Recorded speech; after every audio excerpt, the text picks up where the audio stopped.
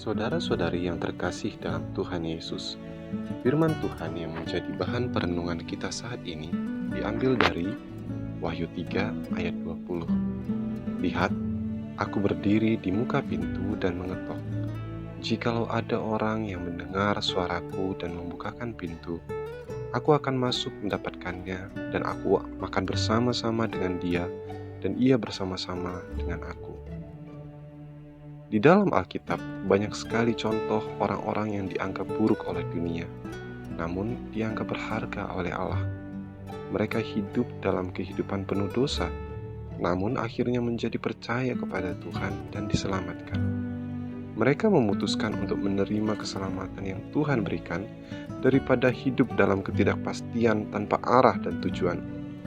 Beberapa contoh diantaranya adalah dalam kitab Yohanes pasal 8, ahli-ahli Taurat dan orang-orang Farisi membawa seorang perempuan yang kedapatan berbuat zina.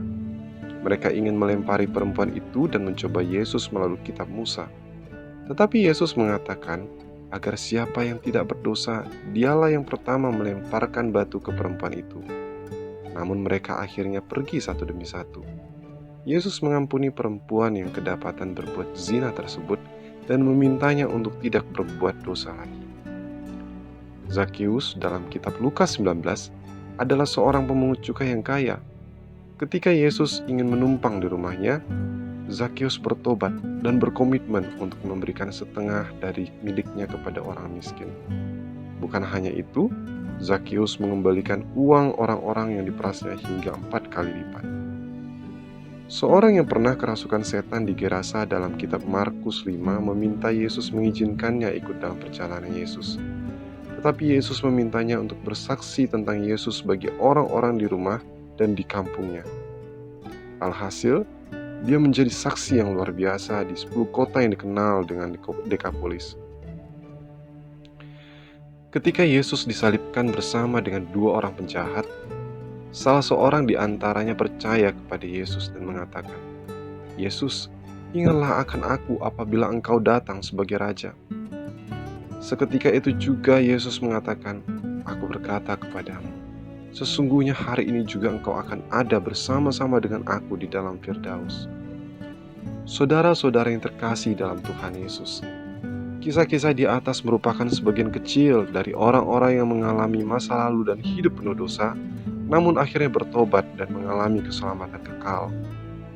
Tuhan Yesus juga masih menantikan saudara hingga zaman ini. Apakah saudara pernah hidup dalam kenajisan, pelacuran, atau pernah berkutat dengan dosa seksual? Ataukah saudara seorang pencuri, pemeras, atau mengambil hak orang lain dengan semena-mena? Atau saudara hidup dalam kuasa kegelapan, jimat, perdukunan, dan ikatan roh jahat? Atau hidup saudara penuh dengan kejahatan sehingga merasa dosa saudara terlalu besar dan tidak layak diampuni? Saat ini, ketika saudara mendengar firman Tuhan, lihat, aku berdiri di muka pintu dan mengetok. Jikalau ada orang yang mendengar suaraku dan membukakan pintu, aku akan masuk mendapatkannya, dan aku makan bersama-sama dengan dia, dan ia bersama-sama dengan aku. Bukalah hati saudara, biarkan Tuhan Yesus masuk dan menjadi penguasa dalam hidup saudara. Jika saudara saat ini mau membuka hati, mari berdoa bersama-sama. Ya Tuhan, aku adalah orang berdosa. Hidupku penuh dengan segala kejahatan. Tapi saat ini, aku mau mengikut Engkau dan menyadari dosa-dosaku. Aku mau membuka pintu dan menerima Engkau sebagai Tuhan dan Juru Selamatku pribadi. Ampunilah dosa-dosaku ya Tuhan. Amin. Ketika saudara telah berdoa menyerahkan hidup dan menerima Yesus sebagai Tuhan dan Juru Selamat pribadi, bertobatlah dengan sungguh-sungguh dan jangan pernah berbuat dosa lagi sama seperti perempuan yang kedapatan berbuat zina. Milikilah komitmen untuk melakukan perubahan hidup seperti Zakheus. Seorang yang sungguh-sungguh menjadikan Yesus sebagai penguasa hidupnya pasti akan mengalami perubahan hidup, meninggalkan segala perbuatan jahat dan kebiasaan-kebiasaan lama yang tidak baik, dan melakukan hal-hal yang benar sesuai dengan firman Tuhan. Sebab 2 Timotius 3 ayat 16-17 tertulis, segala tulisan yang diilhamkan Allah memang bermanfaat untuk mengajar, untuk menyatakan kesalahan, untuk memperbaiki kelakuan, dan untuk mendidik orang dalam kebenaran. Mintalah pertolongan Roh Kudus dalam hal ini. Dalam Yohanes 14 ayat 26 tertulis, tetapi penghibur, yaitu Roh Kudus, yang akan diutus oleh Bapa dalam namaku, Dialah yang akan mengajarkan segala sesuatu kepadamu dan akan mengingatkan kamu akan semua yang telah kukatakan kepadamu. Seperti orang yang kerasukan setan dari Gerasa ketika menjadi percaya, jadilah saksi Kristus. Beritakan Injil keselamatan kepada orang-orang di rumah saudara, tetangga, rekan sekerja, dan orang-orang yang saudara kenal namun belum menerima keselamatan dalam Yesus. Hidup saudara yang mengalami perubahan merupakan sebuah kesaksian terbuka bagi orang lain.